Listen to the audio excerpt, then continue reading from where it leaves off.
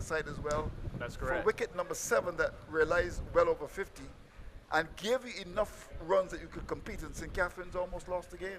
Well, I remember that finals very well. They were given Very 175 to win. Right. They finished at 123.9. Yeah, Bad like stopped playing 8 overs left. Yeah, I remember that. I remember that very well. And Darren Thompson, a former Barbados under 19 cricketer, was at the crease with George Brown, a stalwart at St. Catherine's. That's correct. They also survived to late overs drop catches as well. Yeah, I remember that as well. And a strong appeal for leg before too. I remember that. That was just a good comeback by Leacock, bowling the ball wide the off stump, and Hossein looking to fetch it is unsuccessful. So 18 gone. Trinidad and Tobago Police Force, they won 54 for 5. So in the plate competition, you're the defending champions. So that's what, second division? Second division. And then who do you play in the intermediate? We played Dymasher at Dymasher in the Shield. Well, that's Dymasher from St. Peter. From St. Peter. So you go to Dymasher to play. That's correct. All right. So what is club life like here? Do you have an active membership?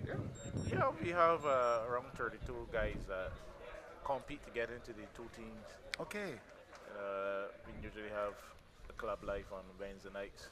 Okay. Where the guys come out. You have karaoke night and. Well, we don't have karaoke, but okay. We have a little games night otherwise. Okay, you wonderful. Play some dominoes and cards and on Wednesday. Talk cricket. All right. Well, you must invite the MP for the area. MP for the area. The Prime Minister. Have a lot of national duties to attend. I'm sure she'll come. I understand she loves dominoes. Here's Hines to continue, and he starts well outside the off stump. And Hossein on 30s, swinging for the hills and missing the ball. So this is St. Michael Northeast, bordering on St. George North, and St. Thomas as well.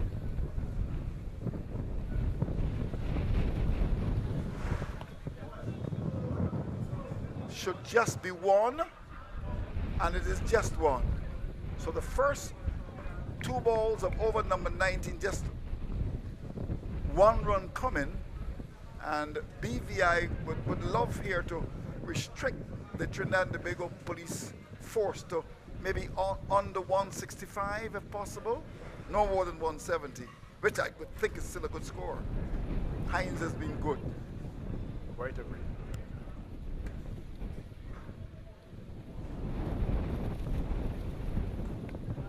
That's it. A long way, that's gone. And Jatan has really batted well, Kyle Jatan, and it's gone over the boundary. Beautiful shot over that long off area. It's gone for 6 runs to carry the score to 161 for 5.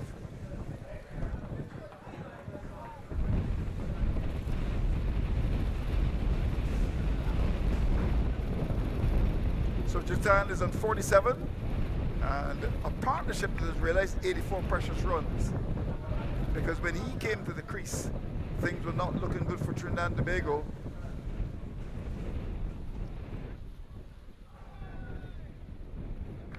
There's Hines pulling the length back. Will they come back for the second? They certainly will. The pace of Atto Bolden. And they may even look for third here, and we'll get it. Well, well, well. Leg by is a signal. 64. So it's 164 for 5. 2 left in the 4th over. Bowled by Amari Hines. It's been generally tight. It's bowled into Hossein, who's really batted well, right-hander.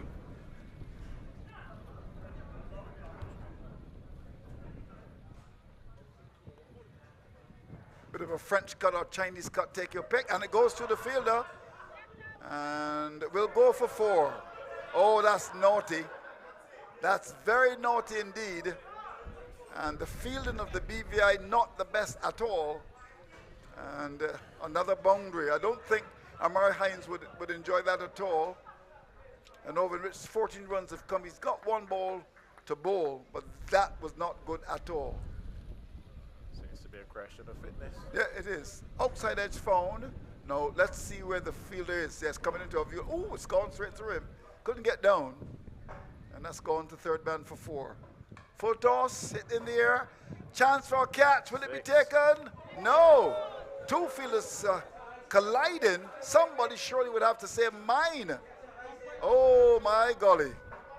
Now, those are the things that really should not happen in cricket. Went down towards that mid-wicket area. Square leg on the boundary came across. Wide long on came across.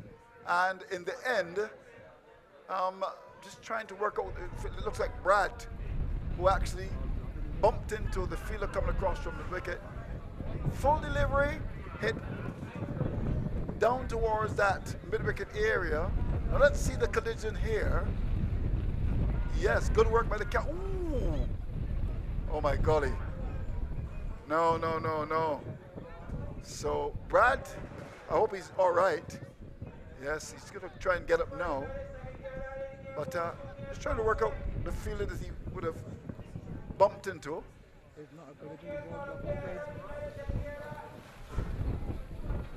But let's have a look at that again. Yeah. Better he hit the pole. Yeah, I think he might have just done that. You're right. Well, but he's up and he's away. I'm sure he's going to get some treatment, yes. But let's hope he's going to be okay, Brad. But no calling, and that's the thing, because it really should have been him, his catch coming across to his right. But in the end, he got into a bit of a tangle with the blue pole, and in the end, The light pole. yep, looks as if he's going to be hopefully okay. Wonder if there's a doctor there, or someone playing doctor. Anyhow, they got 2 for that, 169 for 5. Hines has completed his 4 overs for 28. His last over cost 15, so spoiling the spell a bit. So we got 1 to come, it's 169 for 5. And this really, Wayne, represents a very good recovery by the Trinidad and Tobago Police Force. Indeed it is, actually, from 70-something for 4 at one stage. Indeed. Almost 100 runs since. Right, indeed. Right. So what position do you hold in the club? Oh, I am the secretary of the club. I was the president for the last 12 years up to this year. And Okay. So you decided to call it Wally. it's time for someone else Did, to did, lead. did you consult with Leslie? I did actually. Prescott, and I she did. told you to give it up. Yes, she did. Yep, she did. Okay. So you had 12 years as a president. How did it go? How did the tenure go in your view? Well, it obviously was substantially successful. I like that. And that is why it was a good time to move on. Brought the club from BCL to intermediate. Yeah, I was saying we brought the club from. So Brad Remy is the fielder that got injured in the bumped into Ram Prashad. I've been told, but we'll certainly double check that, of course. Brad Remy, so we wish him well. So under your tenure, Yeah. Mr. Webster, things went well. Yeah, under my tenure, we went from playing in the BCL, BCL, lower level, the Premier, the Super League, so second division, to oh, intermediate. wonderful. And looking, of course, to go to first division and First then division. elite. If you get that far, but if you feed your faith, doubt will starve to death, I can assure you. So the last over is going to be bowled by Jaden Leacock, the Barbados under-19 cricketer. First ball is full on the pads. Will they come back for the second here? They will. And they will get it too. I think the Trinidadians have worked out that there are some fielders in the BVI side that are weak, and hence will challenge them. So, the bets are on, 171 for 5. Will they get to 180? We shall see. 5 balls are left. It's on the cards, actually. I would think so as well. This should help. Well, catch is taken. So, it was in the air for quite a long time. As Hossein, the ball might have stopped in the wind because it looked at one stage it might have just gone over. But in the end, catch taken by Shilton down on the long on boundary. Actually, I think there was not much force put into the shot by the batsman. He merely pushed it. Okay, he did. And the wind helped to get to the boundary, as opposed to stop it from going over. Seemed to get a lot of wind here at the ground. Yeah, very windy area. But very good cooling breeze that. Yes. And good catch taken as well. Yeah, very good. Shilton, yes, coming forward to collect it, kept his eyes on it. So we've got 4 balls left. It's 171 for 6 now, with Jatan looking to get to his half centuries on 47, but Michael Riley comes out to do battle. Of course, the president of the Barbados Cricket Association is Conde Riley. Wonder if there's any relation. Here we go. Here's Leacock to Riley. Clearly going on the leg side. So it allows Jatan to come back into strike. And he's got 3 balls. He's 3 shy of his 50. And this has been a good knock from Jatan, left-handed player, little man. The rate is 8.82. And I think this is a pretty decent score as well. Is that Kyle Mears batting in the IPL now? Yes, he's about to start. Okay. Well, he's been the story of the IPL so far. Good bowling by Leacock again. So Kyle Mears, Barbadian. Right.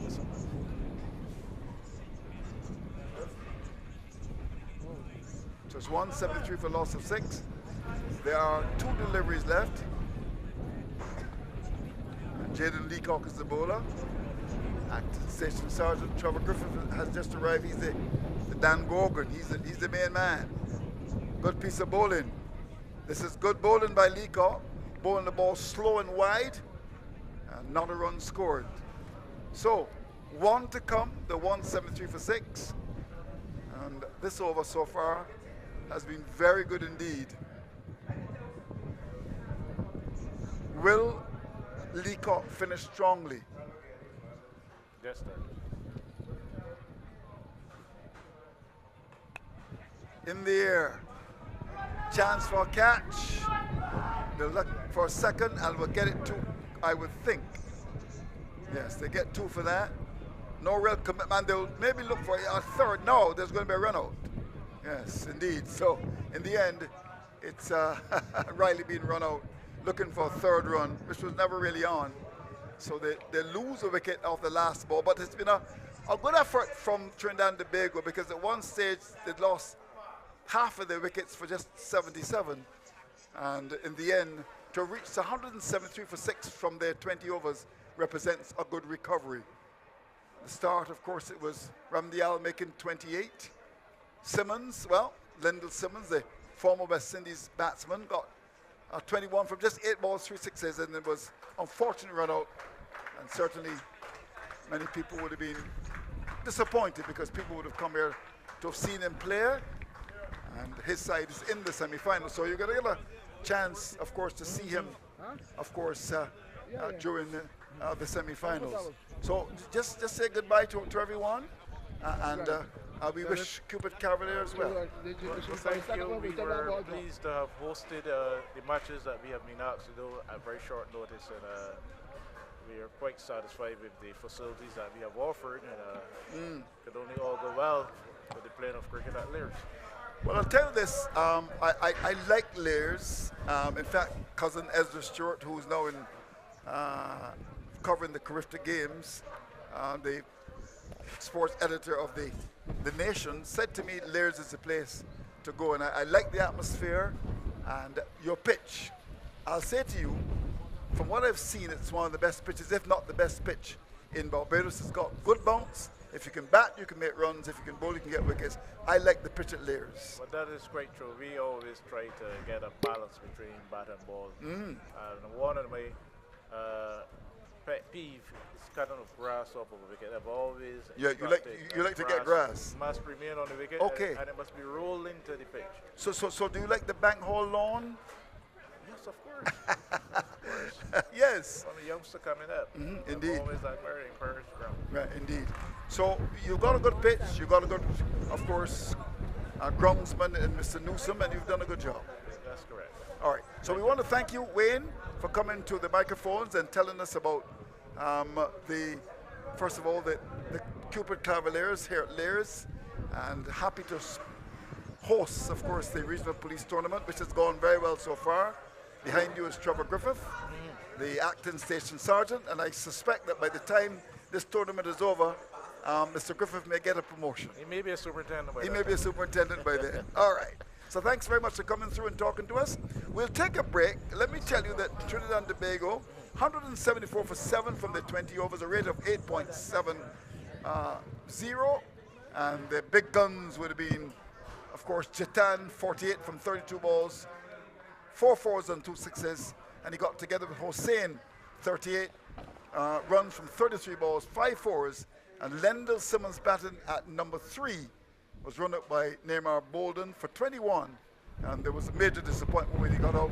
He faced 8 balls. But of course, you can have an opportunity to see him again come Saturday when his side will be involved in the semi-finals. So then, the magic number for a side that has not won a game yet in this competition, the BVI, they require 175 for victory. And one would think that Trinidad and Tobago force will be the odds-on favorites to win this. That's all conjecture. What's reality is that it's time for lunch. You can join us in about 10 minutes when we come back, live from Lears.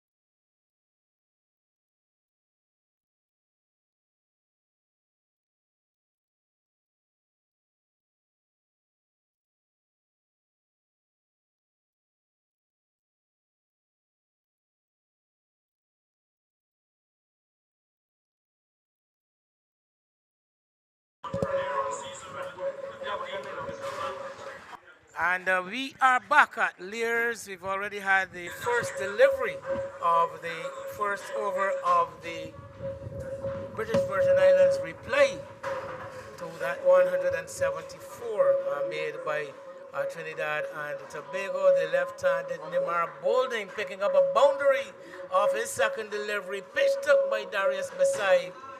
And Bolden going over the infield wide of the long-on fielder. So the BVI up and running with a boundary. Bolden and Shem stay the opening pair for the BVI.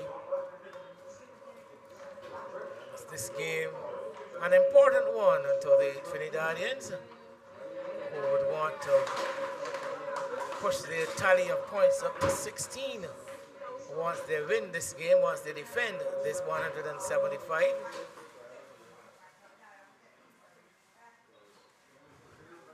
Quick single, no they don't. Some indecision between the pair. Bolden struck on the pad. And Stay, the man who would have been coming to the danger end, taking the cautious route of staying in his crease. Bolden is over the head of the fielder at mid-off, but what it was not an airborne shot by any stretch of the imagination, as you would have seen the ball along the ground for a long way and then bouncing awkwardly over the head of the fielder, never having a chance.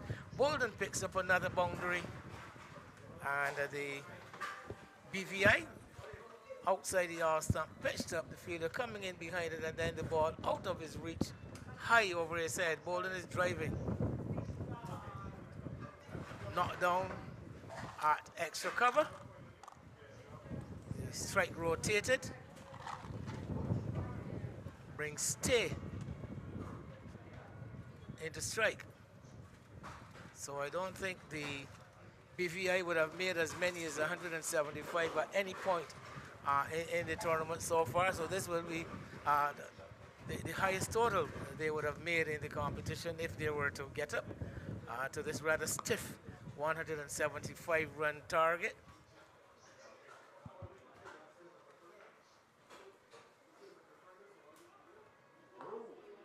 Yorker length delivery, good finish to the over from Besai. Stay keeps out the first delivery he's faced. 9 without loss, the BVI in pursuit of 175 after that first over. Joel Leacock is joining me here, and Joel, the work has really been cut out for the BVI.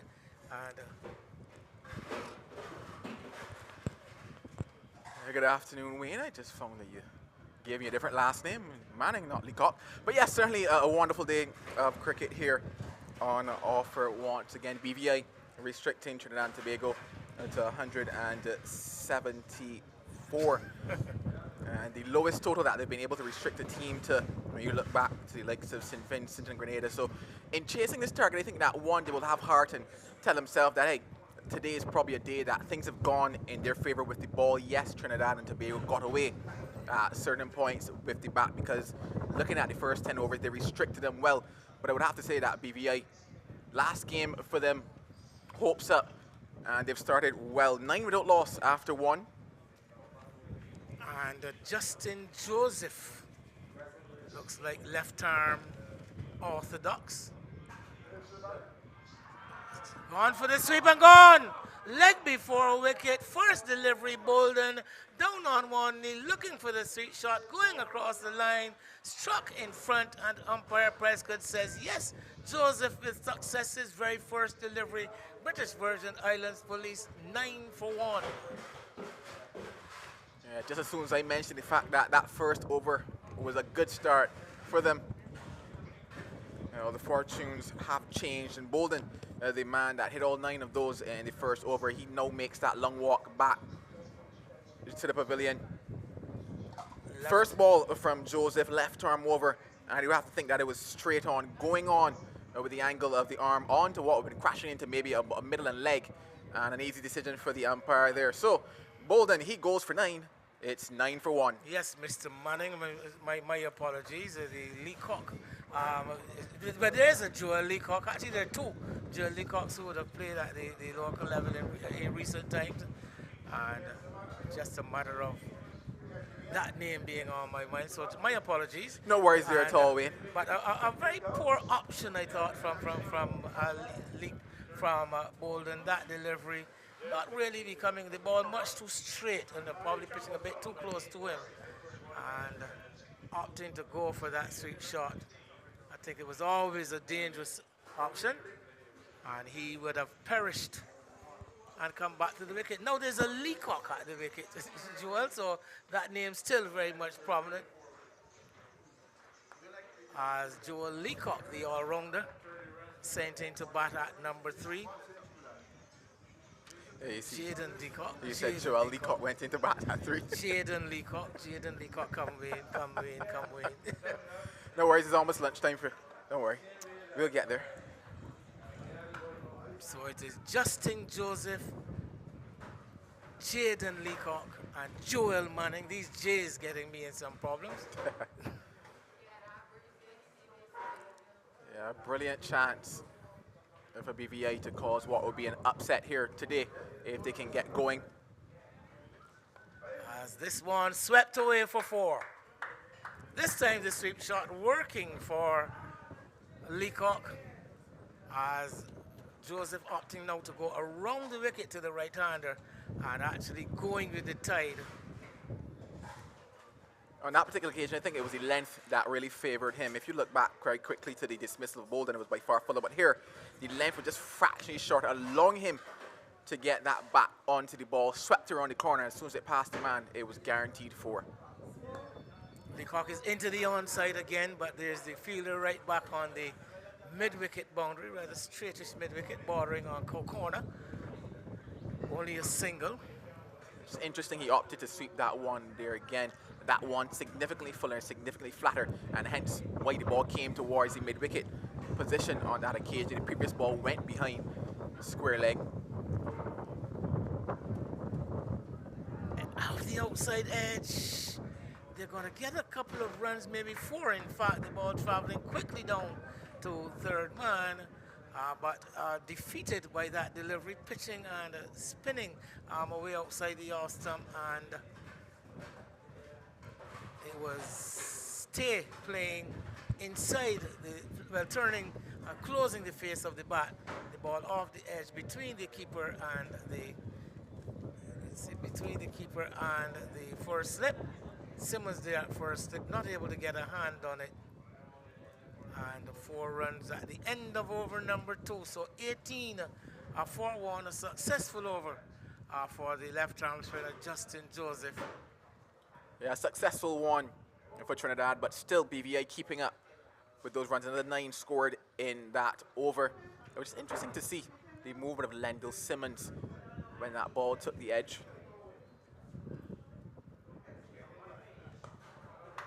First bounce, well knocked down at mid-on. Yeah, this delivery, that was the last ball of the over. It was slowed up by Justin Joseph. Drew Stay forward, took the edge, but Simmons had an initial movement to his right and had to then cast his body back to the left to try to stop. And I think that's probably why the ball got past him at first slip. It's a body shift, you can call it.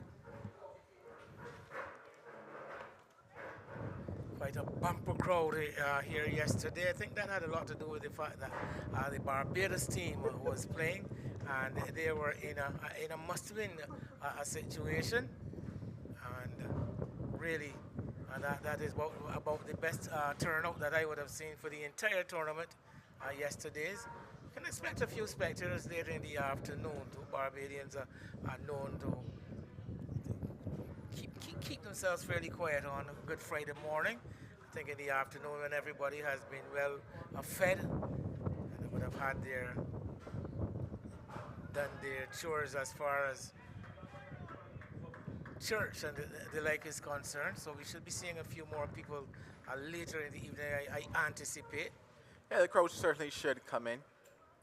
Bank holiday here, but I do think maybe the crowd down at Weymouth, that super over might have been a tad bigger than yesterday, but nonetheless, many spectators have come and taken in the action in this regional police cricket tournament.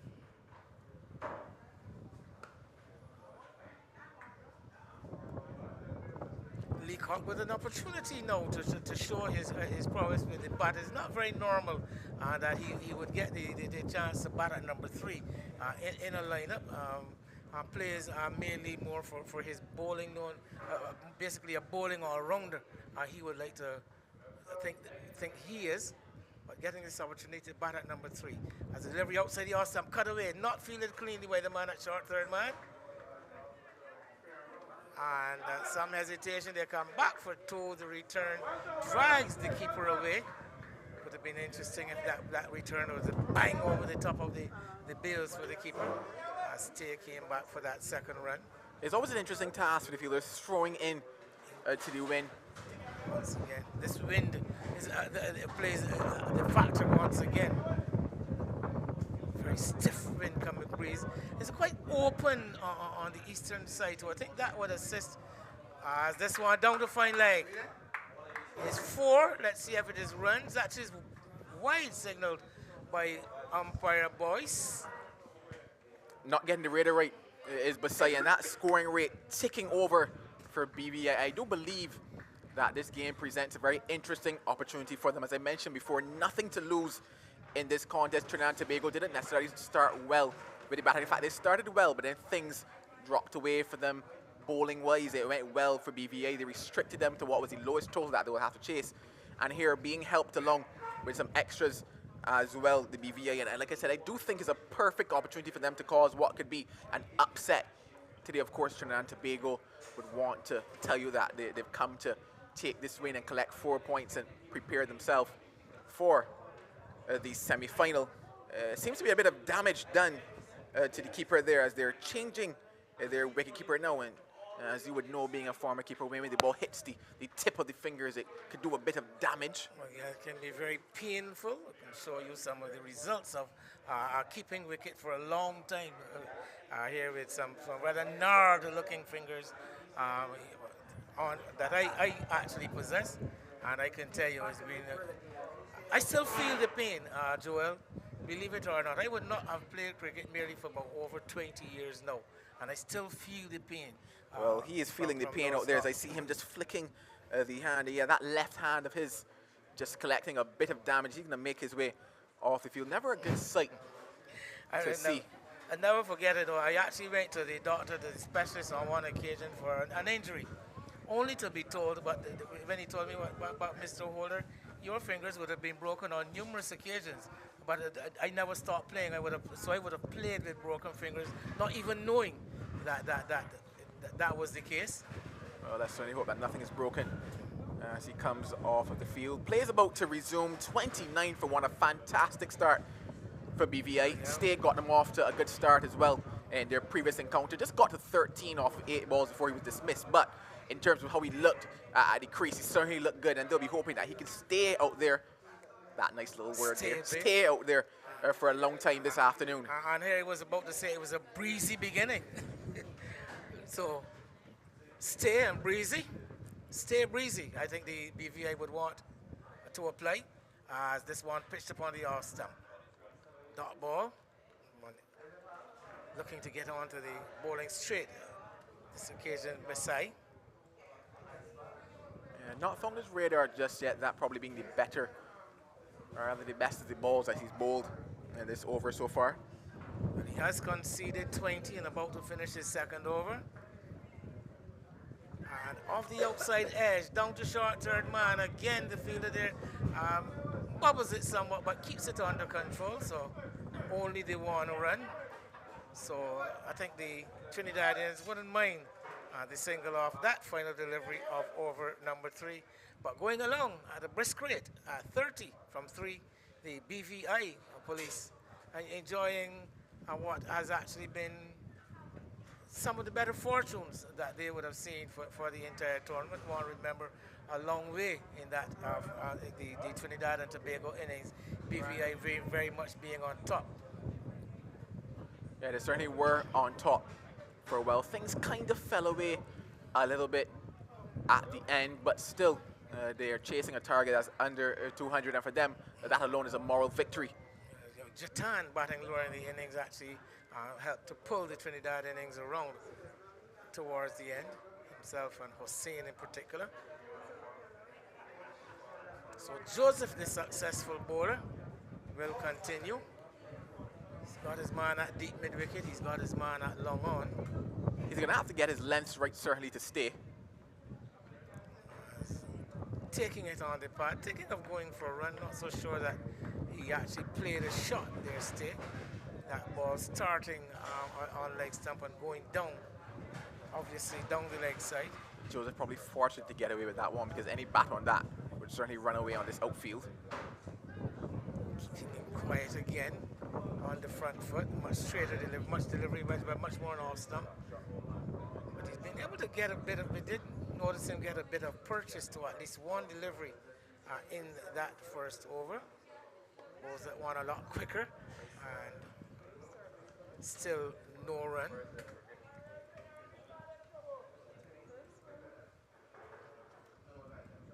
So 4 top balls so far. Let's see how State responds. Pitched up looking for the drive. Bill's whipped off, but State has stayed in his crease. Back foot well planted.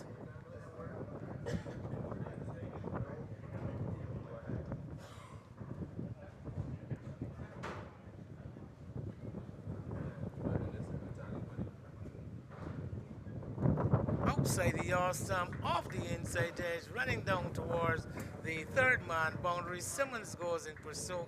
The ball will pull up inside of the boundary, just behind the wicketkeeper, and they come back for a couple. So runs in the dark there for Stay. That one off the inside edge brings the end to a very tight over from Justin Joseph.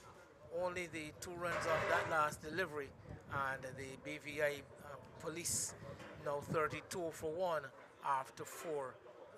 Remembering they have 175 as the target. Yeah, quieter over there from Joseph. That's 2 runs from it, but there's still a fantastic start for BVI. 32 for 1 after 4. Quite possibly the best start that they've had in this tournament. And looking to motor on a perfect opportunity here for young Jaden Leacock. He's been striking the ball well, and I think for them too is going to be a case of how well can they rotate these strikes. Still in the power play over, so capitalize on the 2 remaining, ensure that they probably don't lose any more wickets. There's going to be a change of bowling from that road, and it's going to be Lendl Simmons into the attack. Lendl Simmons bowling in his cap. And first delivery. Just one.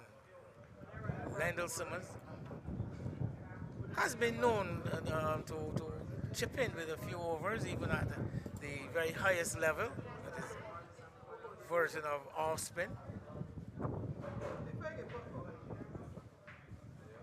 Slow delivery hit into the deep mid-wicket area, over the fence. Well, over the rope it goes. A long, long hop. And Stay latching onto it, even with all the breeze, the wind pushing in from that deep mid-wicket area. He's able to clear the boundary. Not a very good beginning by Simmons. Yeah, just dropping short there and Stay taking on that win, and it really tells you what the connection onto that one, because it's going to take a very good hit to get it over the boundary out there. Too short from Simmons, dragged it down, and Stay had a lot of time to pick where he wanted to hit that one, latched onto it, and got it all the way over the ropes. So this very good beginning by the BVI continues. Ball has been retrieved.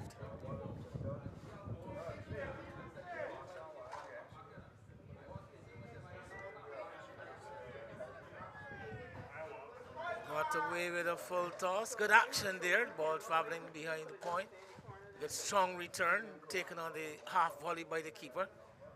Leacock sliding in to his crease. So the strike rotated. Direct hit there, and it could have been a lot closer, maybe been in trouble.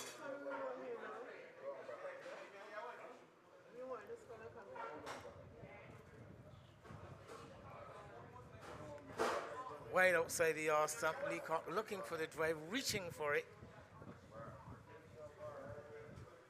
No one in the deep on the offside.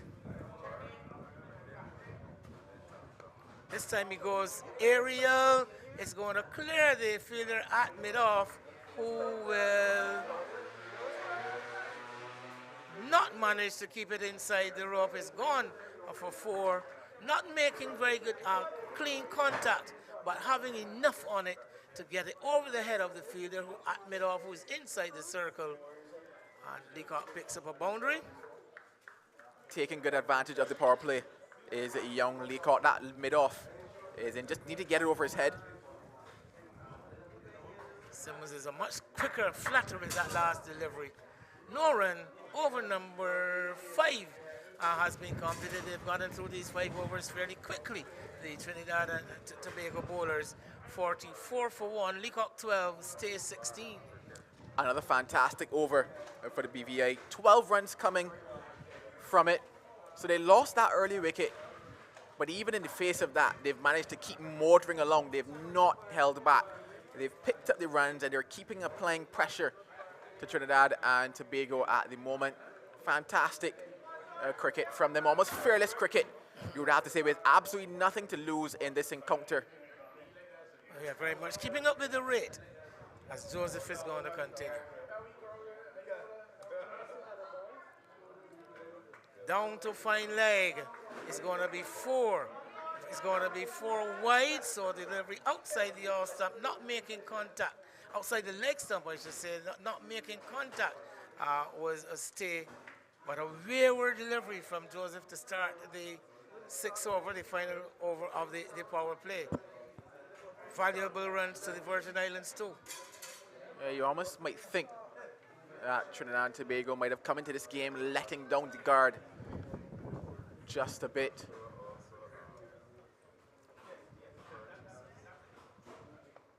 Looking at the batting performance at the top, you didn't necessarily think that the intensity was there. Probably thought that they would have steamrolled this team, as other batting units have had. In terms of how they started with the ball, it's not been there either. Taking nothing away from BVI because they've certainly played well today. Bit of complacency stepping in. This is going to be another boundary. I think he had to drag that one, though. That delivery was not outside the leg stump by any stretch of the imagination. But getting that left pad across and dragging the ball behind square was a stay. And once it beat the infield, the ground slopes away towards that side. The ball traveling quickly across this rather parched outfield. It also brings up the 50 for BVI. Just the angle of that delivery. Left arm around the wicket, going down the leg side on angle, going down as well with the wind. Just had to help it around the corner.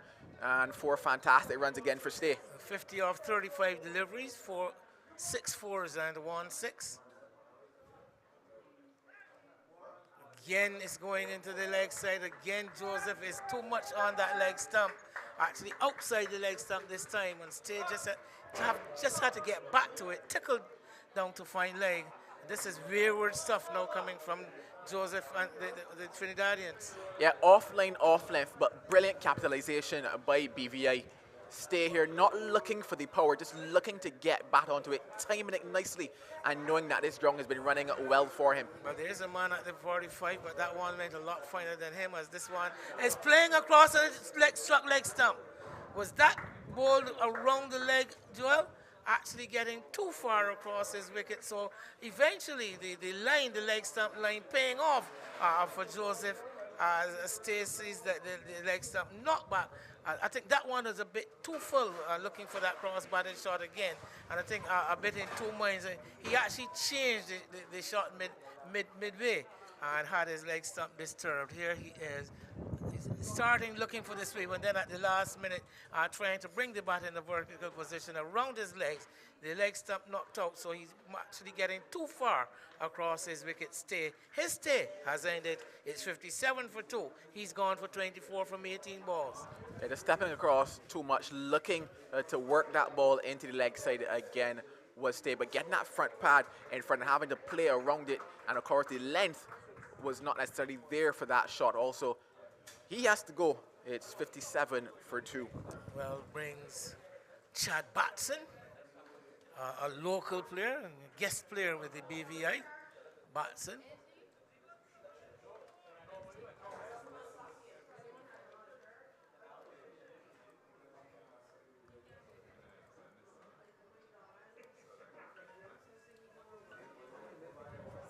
He will take his first delivery.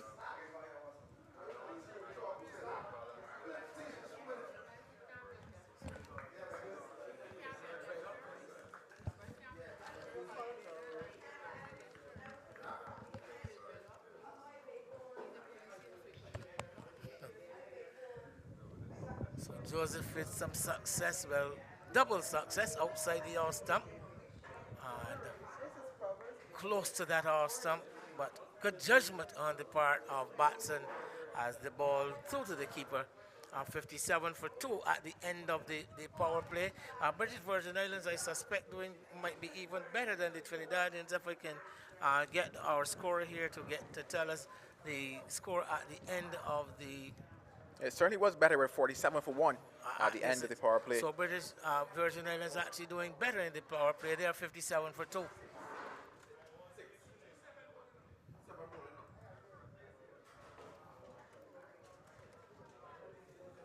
Quite an even contest so far. The Trinidadians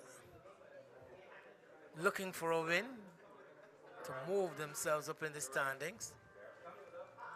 Again, off the outside edge, and Jatan, I think it is, at short third man, takes the catch. Again, looking to go aerial, looking to go onto the leg side was Leacock, and Simmons' delivery coming off the edge of the bat and just floating up. The fielder at short third man had to come in somewhat and managing to get his hands under it and took the catch. Leacock comes back. His stays also come to an end. He goes for 12, and it's now 57 for 3 as we saw. A brilliant catch there being taken to short third man. Just going across it was Leacock, and a fabulous grab in the end. The wind also helped him because they brought the ball to the fielder. Yeah, made his job that much easier. So he has to go for 12. It's 57 for 3. Well, yes, so Leacock gone for 12 and at 57 for 3. Now we're beginning to lose some wickets and in a bit of a cluster. Some success for Lyndall Simmons actually, floating that delivery up outside the arm stump, inviting the hit, the lofted drive from Leacock. Looking for the slug sweep more than a drive though, getting down on one knee. And the ball coming off the outer edge of the bat. Brown it was at short third man taking the catch. Full delivery, slapped into the covers. Will only get one. Let's see what umpire Boyce is going to say. And just as I suspected, it's a no ball, high full toss above the waist of the batter. So a single and a no ball, so 2 added to the total. Also a free hit. Free hit with for Batson. Chad Batson. Not off the mark just yet, and he would say thank you very much for a chance to have a swing at this one. Allowed to change the field once the batter's changed. Simmons is bowling this one fast into the pitch, looking for the pull shot. Struck on the thigh area. So getting away with that free hit, Lyndall Simmons, cleverly pushing that one through. Yeah, certainly expected type of delivery with that free hit on offer. You did expect him to go flatter. Angling it in towards the batsman, into the body of the batter. As this one, he's flighting a lot more, swung away high into that gap between deep mid-wicket and the long on. Gets a boundary.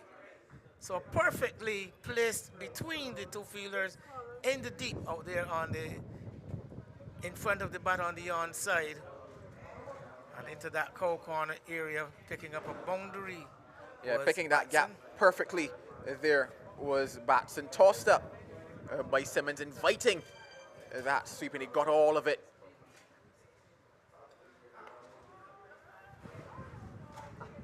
You just had to think maybe that's a case of not necessarily getting the feel right on that particular occasion. When I think back to how a couple of the dismissals fell for Trinidad and Tobago in terms of the positioning of the man that was at deep mid wicket, he was more so to his left in exactly the area of cow corner, not necessarily traditional deep mid wicket.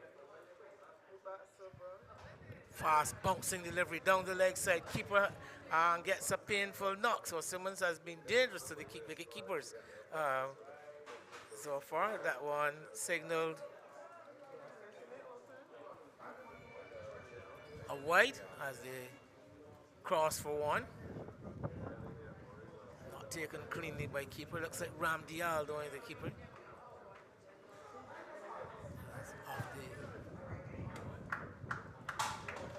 Now they get an easy single. There's just the one fielder inside the circle in front of the wicket on the offside. 67 for 3. Final delivery of the 7th over is going to be a dot pushed back along the wicket by Smith and Lendl Simmons, pulling it back somewhat in that over. It cost him some 10 runs, but he also kept the British Virgin Islands to 67 for 3 after some 7 overs. Yeah, the wickets have been falling for BVI, but at the same time they've still been able to find the runs. 10 runs coming off of that Lendl Simmons over in addition to the wicket, keeping up with the required rate at the moment. They were bowled out for just above 80 in the match before this, 83 in fact, all out. So when you think about the progression of BVI, certainly a better start to this innings and putting themselves in a position that they could maybe get closer and who knows, maybe get over the line here today.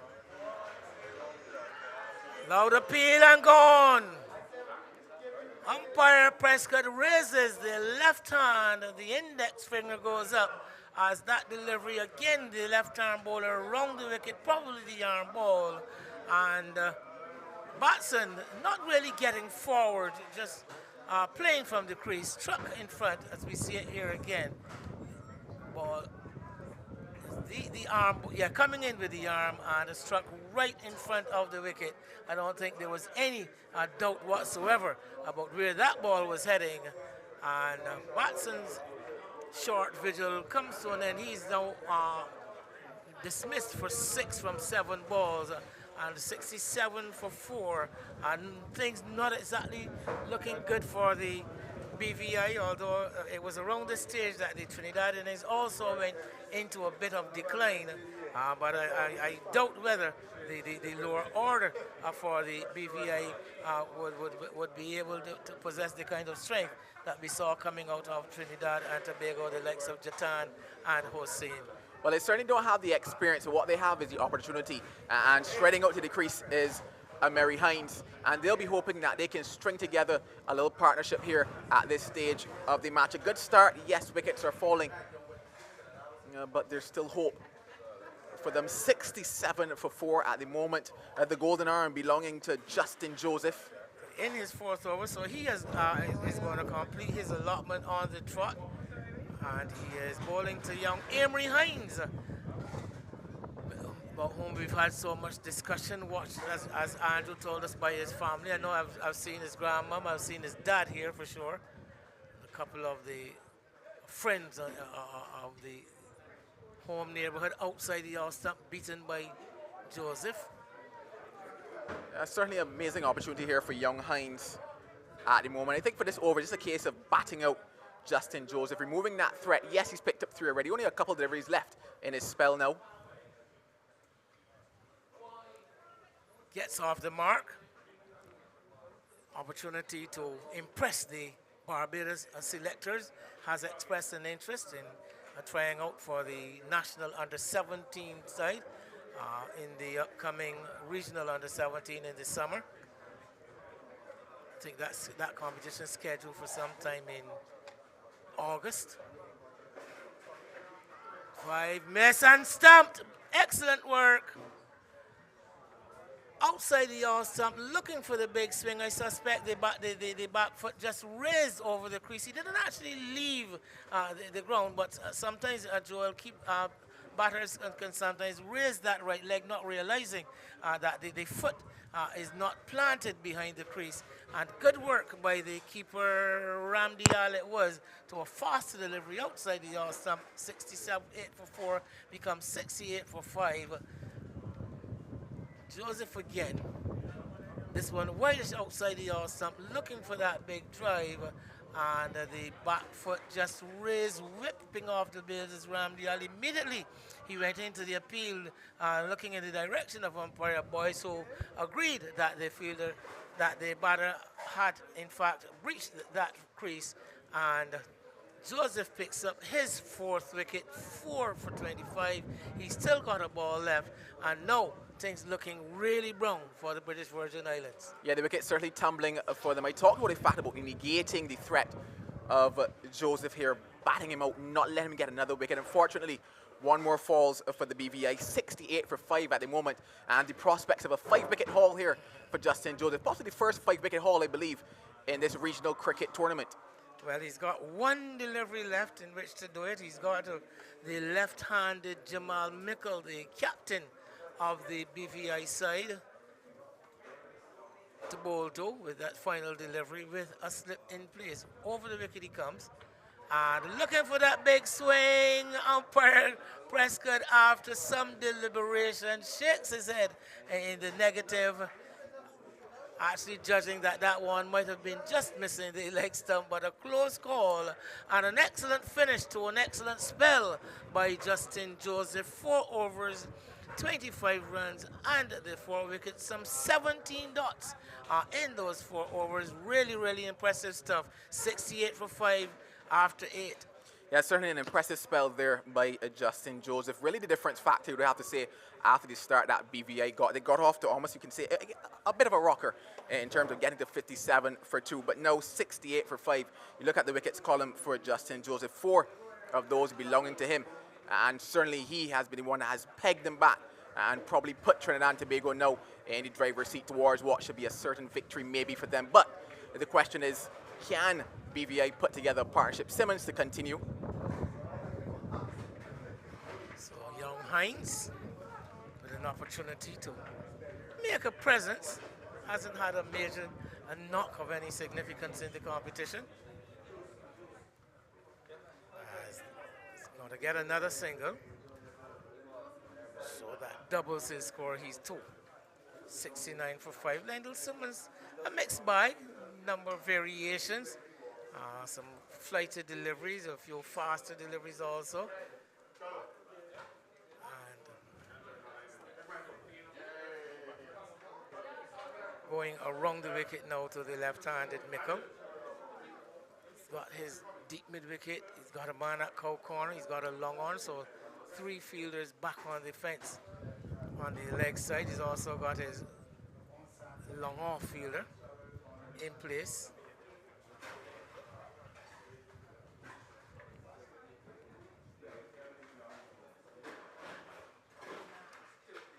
Mickle is getting this one down to that man at long on.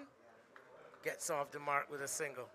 I was talking about the factors that BVI could take from this game. So one, restricting Trinidad and Tobago to less than 200, a total that other teams have simply surpassed, and surpassed by quite some distance in the previous innings. But looking at this total of 70 for 5, can they get to 100? What more can they add?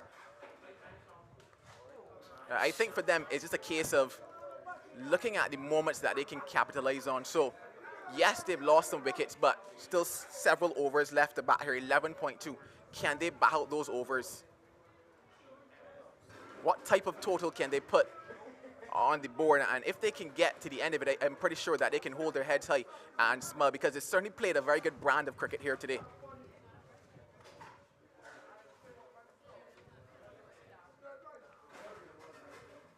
Simmons again showing some variation, a quicker delivery that time, nudged away into the onside by Hines. Gets a single off the final delivery. He will retain the strike at the start of the 10th over. After 9, it is 71 for 5, and the innings, a double job at hand, Joel, because they've got to consolidate. This middle can't afford to lose many more wickets too quickly. But of course, with some 104 runs still required from the 11 overs. They would also have to keep the scoreboard ticking over. Yeah, they will certainly have to keep it ticking over, and the one way to do that is the partnership.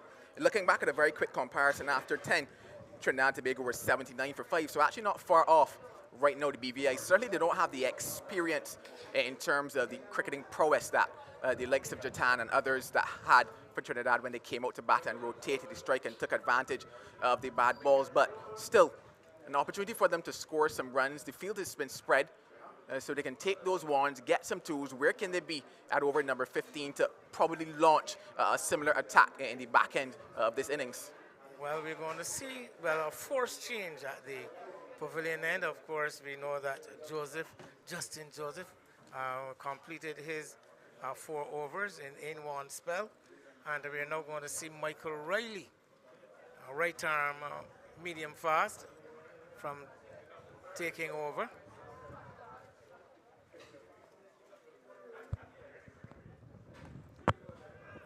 Hines again behind the wicket, so he's shown himself to be quite proficient at dropping that ball into that short third man area. He's picked up some 4 runs, and I believe 3 of them are coming in that area behind the wicket on the offside. Yeah, doing simply what's expected of him at this stage. They got off to that start, lost their way a bit with the wickets, but there's just a chance for them to consolidate, build somewhat of a platform, build somewhat of a base here, and it's going to take singles and working the ball around. Quick delivery from O'Reilly. There's a nudge from Mickle. Joel, you know, the deliveries always look faster when they pass the bat. Yeah, certainly. Not getting the bat down in time. And like I said before, I've really been impressed with the fast bowling on display across this tournament. I do believe also the surface here at Lears has significantly helped them. A lot of bounce and offer. It's been a relatively quicker surface as well than what some of the ones that we played on across the other venues. Riley should enjoy it. I saw him in one of the early encounters and did work up a bit of pace. Short delivery, slapped for a single. That one, in fact, the batsman able to get on top of it, hit it in front of the wicket. No real venom in that particular delivery. But the right-handed Hines back on strike. Wide open area into the eastern side of the ground. Nicely played by Hines, down to mid-on. This is fantastic cricket by them. Picking those gaps, rotating the strike, keeping the scoreboard ticking over at the moment, not taking too many risks. And as we get into what are those middle overs, the business overs of the cricket match, this is exactly what you're looking for. So, a small partnership because it's not been at the crease for too long, just 6 runs the partnership thus far. Hits up to mid-on, fielder comes in, takes the catch from long on. Some adventure into the play of Mickle, looking to go over the top, but not making the kind of contact. The ball hitting the bottom of the bat, I believe, hanging in the air for giving the fielder at long on enough time to come in, take a good easy catch wayside, and the captain goes. Not good news for the British Virgin Islands Police. 74 for 6, 1 ball left in the 10th over. Yeah, probably not necessary at that stage, especially taking on that side of the ground. Mickle probably just needed to work that one along the ground, get another single, keep the scoreboard ticking over. Instead, opting to take on the win factor, the ball holding up and presenting what was a relatively easy catch in the end. So another wicket goes down. He goes for 2. And, well, further trouble for them. It's 74 for 6. Well, they're down now into the lower half of the batting, down into the tail. But here, this delivery, and one bowled around the wicket, the angle coming into the batter, I think, and that would have invited the shot, the swing up towards into the onside. I think he got it a bit straighter than he intended. Would have probably been looking to hit the ball wide of that long on fielder, who was able to come in and make a very easy catch, just about wayside, to both hands. And now the Trinidadians in a huddle in the middle, and they are definitely enjoying the prospect of picking up another victory to close out their side of the preliminary round and get all prepared for tomorrow's semi-finals. Remember, this game, the first of a double-header scheduled for today.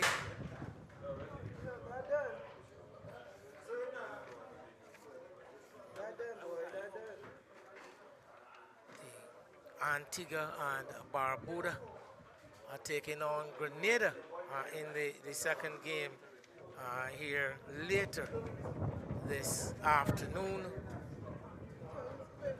Scheduled to start at 2 o'clock. Antigua and Barbuda just the one victory in the tournament. But the Grenadians will also, who came into this match with having accumulated some 12 points from their 4 matches, will also be, like the Trinidadians, looking to push their total points up to 16. Definitely coming in with a much better net run rate than the Trinidadians, but who look very much on the cards for an outright victory as the field once again settles down.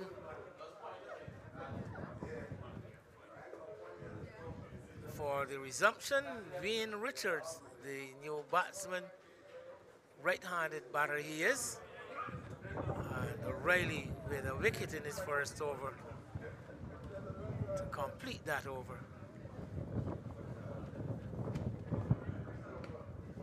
Immediately, Richards is off the mark, looking for that Yorker.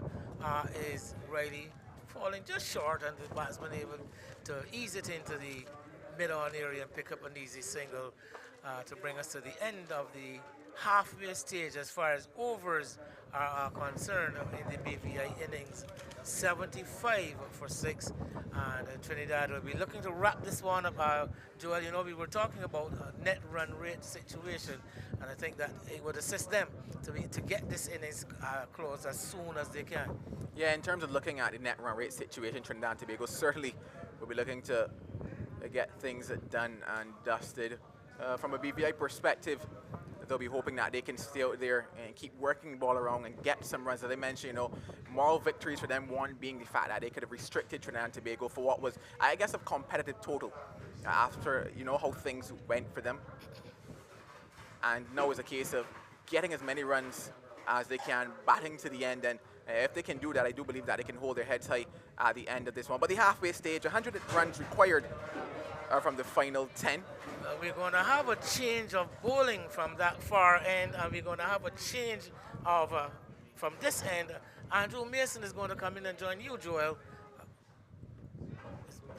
Oh, sorry, I got it all mixed up. Andrew Mason will be joining me from this end, the pavilion end. And now it's going to be none other than, actually not Andrew, it's going to be Sean, and Andrew will be replacing me quite shortly. Yes, good morning, Wayne. Well, good morning to all viewers. Well, it's afternoon now, Sean, first of all. I'm ready myself. Yeah, you were here from quite early in the morning, so I can give that one to you. Can I excuse you for that? Well, usually I'm here every morning early. Yes, but Andrew Mason, not quite as early, but early enough to do his job, which he's going to start to do right now. So I hand over to Andrew Mason.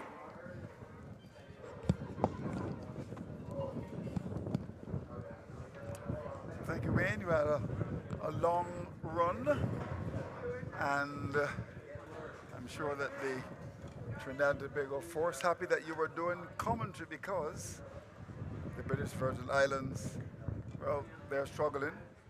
They're 77 for 6 after a promising start, and Trinidad should go on to win this quite comfortably.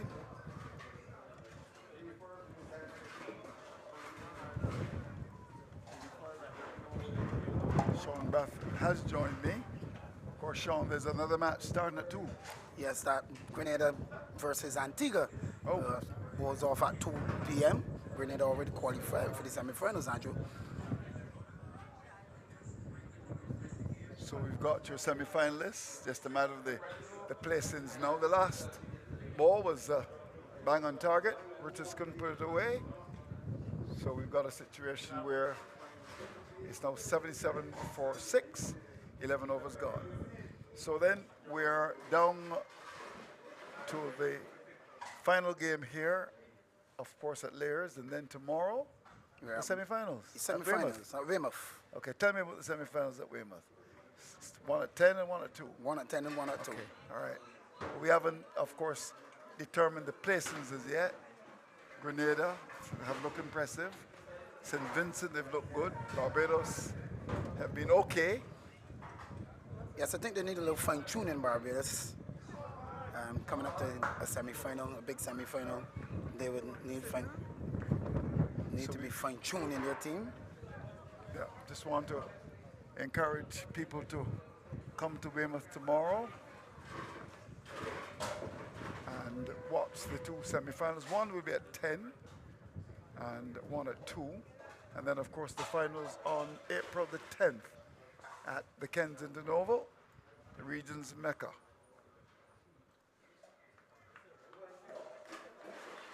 Well, that's going to be a big finals there. And opportunity for some young players who've never played at Kensington's turf. Yep, you're right. Always a pleasure to go to Kensington. Doesn't matter the capacity. Spectator, commentator, cricketer, photographer.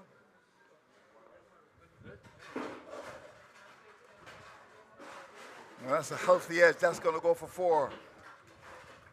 Ready threw his bat at that, Richards, and got a lot of it down to third man. That's gone for 4. And a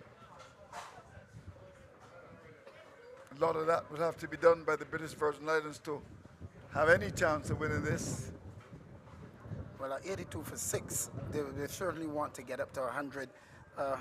Some sort of consolation prize at that stage, Andrew. You're right.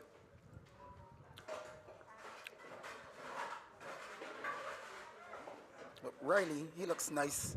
He's bowling well, hitting the right lines, pitching the ball up on a regular occasions. Well, chance possibly for a catch. That was hit pretty firmly back. Bowler did very well. A rangy man. And certainly did very well to stop that. That was hit pretty powerfully indeed. It's a firm strike back to Riley. Couldn't hold on to it.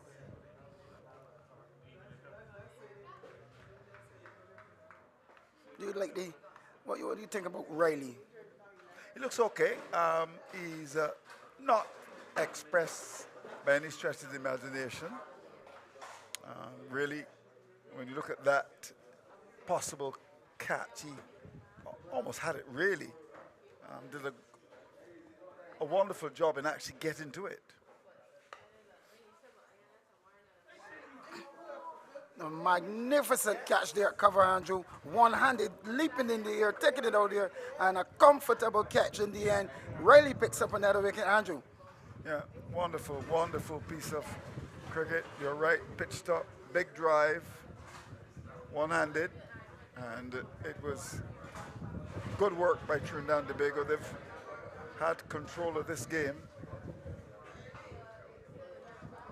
Yes, they've controlled. I see here a pitched up delivery from Riley on the line of the house, and the batsman just opened up, swinging that one up towards cover, and the fielder make a leap in the air, taking it out. One-handed catch, beautiful catch, and BVI losing another wicket, 82 for 7, 82 for 7, BVI at the end of 12 overs, 82 for 7. Yeah, catch taken by Justin Joseph out at that cover area. Had to leap for it and hold it out in spectacular fashion. But this is a card for the British Virgin Islands, and you see that Stay, but he was the only one that stayed really at the crease for any length of time. 24, Bolden started well, and then played across the line. It was plumb leg before. Leacock had 1 or 2 nice shots, but didn't go on. Lyndon Simmons got his wicket. Wide ball outside the off stump. And then, Batson 6, Smith 1, Hines 7, Mickle 2, Richards eight, no one's staying around long enough. And that has been the problem for the British Virgin Islands. They've struggled in this competition. Yes, Andrew, the BVA has really struggled in its competition. Nobody really coming to the party. Nobody really standing up and be committed and certainly looking to see how they could pick up a victory for BVI. No partnerships being built, and that is where you falter in 2020 cricket.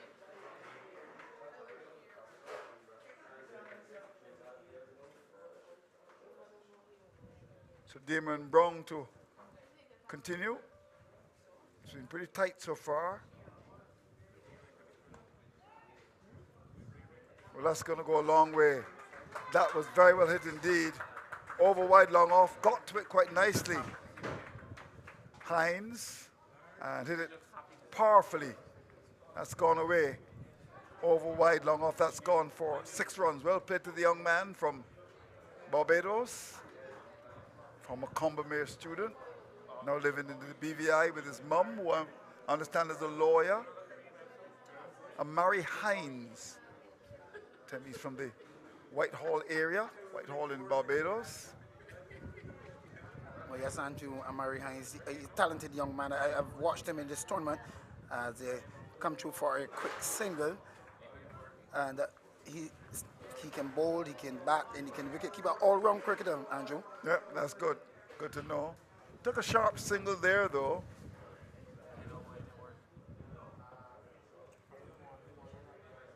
And was, I think, lucky. I think had it hit the stumps, he might have been in some trouble.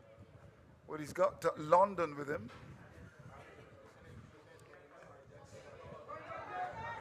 Runs for BVI. Play the way down to backward square. He'll come back for the second. It's 91 for 7. So, Sean, what do you think has been the problem for the BVI? Well, I believe that this stage of cricket, Andrew, they've not stepped up to the level.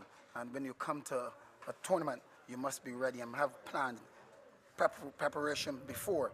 And coming to a tournament such as this, I don't think they're ready for this stage as yet. Well, you're right, because another wicket goes down. It's London just coming inside of his stumps, looking to work the ball away, out like before. And that certainly is good cricket indeed, very good cricket indeed. Good ball by Brown. And umpire Boyce really didn't have too much difficulty in giving that. So further trouble, it's now 91 for 8. 91 for 8 in BVI, staring down the gun barrel. And surely Trinidad will be happy with this victory, knowing they have a big semi-final tomorrow. And they will want to take all the points away and use this game as a stepping stone to that semi-final and preparation. Yeah, you're right about that. So we're coming down the home stretch, really, in terms of this game. Should end in a big victory for Trinidad and Tobago. Bassoon Shil Chan comes to the crease with just Brad Remy to come. So the end is near, one would want to suggest there. I think, Andrew, this will be a lesson learned for the BVA, and they will go back home and try to rebuild and come back a stronger side next year. Oh, it's gone straight to the field at square leg. We'll get an extra run there. Not sharp enough, and in fact, the ball is thrown. Oh, what's going on with Trinidad there? And in the end, the fielder at deep extra cover had to come across to pick it up, but just for a moment, Trinidad not doing as well as you would have expected. Anyhow, situation with 13 gone, British Virgin Islands are 93 for 8. Well, Trinidad, they will want to sharpen up for tomorrow. That semi-final, the placings has not been let out as yet, but however, whoever they play, most likely maybe Grenada, they would have to come very good and sharpen up on the loose ends.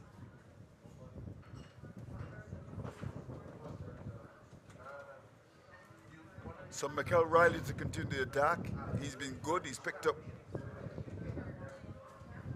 2 for 9. This is his third over. Very well bowled indeed. Ball that kept a little bit low, but generally we've seen good carry on this pitch. Well, yes, Andrew, the pitch has been very consistent with good bunks, and it was good for batting and bowling. And the fast bowlers, they did exert a lot of pace out of the wicket.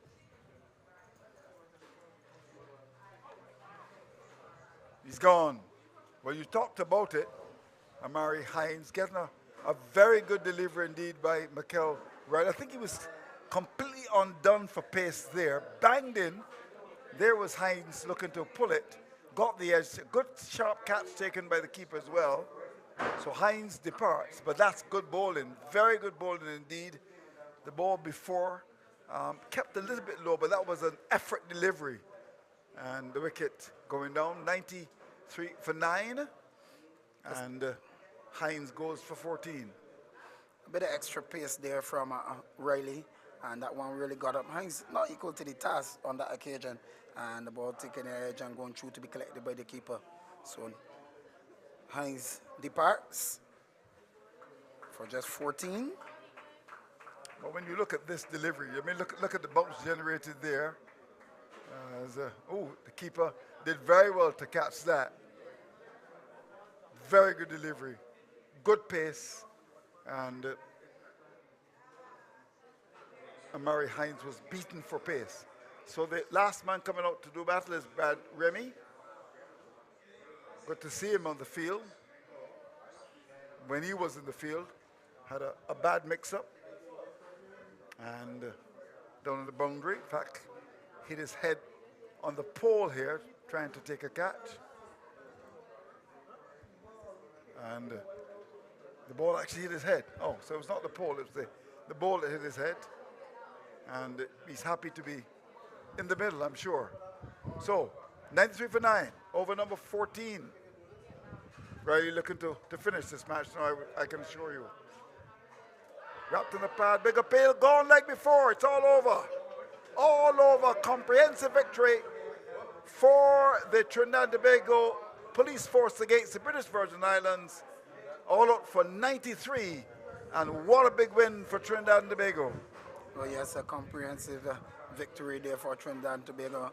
Riley really showing his worth, pitching up that one and striking the batsman on the pad, and the umpire raising the detrimental finger, and Trinidad coming up with a victory. They will keep on high going into the semi-final. BVI will have to go back to the drawing board and come back next year, Andrew, with a different crop of players and youthful, and those who can step up on the stage. Yeah, you're right. There are some that are aging. Of course, cricket, as they say, is really for young people. And good victory for Trinidad and Tobago. The men in red, and really just after Carnival, having a good time in Barbados, preparing maybe to come for crop over, which is just around the corner. So the handshakes are very much on. The BVI not winning any games at all, and in the end, all up for 93. But at one stage, early in the innings, promised a lot but produced very little. And you always felt that Trinidad and Tobago were going to win this. You know, it's a bit of a mismatch, really. And in the end, a big victory by Trinidad and Tobago with the British Virgin Islands all out in over number 14. In fact, 13.3, 93 all out. And when you look at that scoreboard, Stay was the only batsman that looked as if he suggested permanence. Leacock got a bit of a start. Hines got a bit of a start as well. But then Mickle 2, London 2, and Remy first ball a duck, told a story. And it was a story that the British Virgin Islands really wouldn't really want to hear. It was a pretty ordinary performance by them to be all up for 93 in 13 overs and 3 balls. Well, no one really. Well, in terms of the bowling, Joseph, as usual, was good. Picked up 4 for 25 from his 4. And very good bowling by Riley, 2 for 9. And Brown came on towards the end and finished it. He picked up 1 for 11. The side didn't get wickets, but was reasonably tight. So good effort as far as Trinidad and Tobago are concerned, as far as the bowling concerned. So victory for the Trinidad and Tobago side. Very comprehensive victory for them. And of course they're celebrating. Looking forward to the semi-finals. They'll be playing at Weymouth tomorrow. Just have to wait and see who their opponents will be. It's looking very much as if it could very well be St. Vincent, possibly.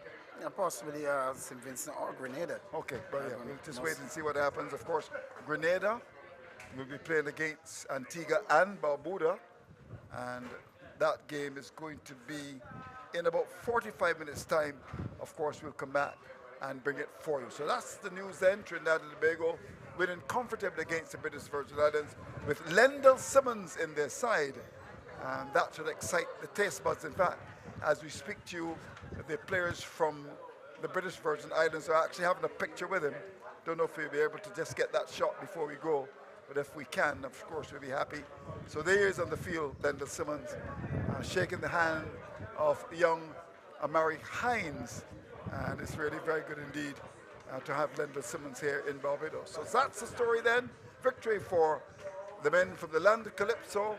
The next game coming up, as the pictures are taken with Lendl Simmons, West Indian star, and we really hope that he can generate a lot of interest and get a lot of people to not only be on the stream, but to come to Kensington Oval if the Trinidad and Tobago team get into the finals come Monday. So let's take a break. We'll come back in about 45 minutes. Please join us then.